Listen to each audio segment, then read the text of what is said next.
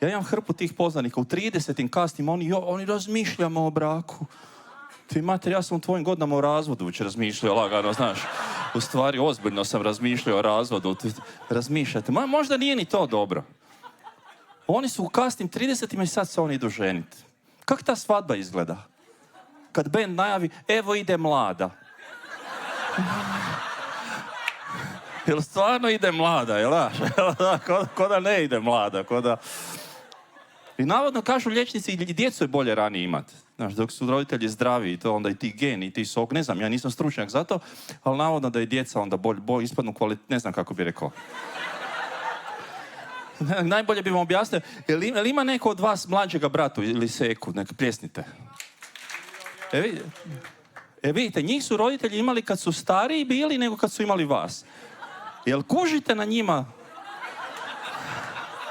da malo teža onaj zadatak iz matematike rješava, da ga moraš bić sve u redu, budeš i ti shvatio.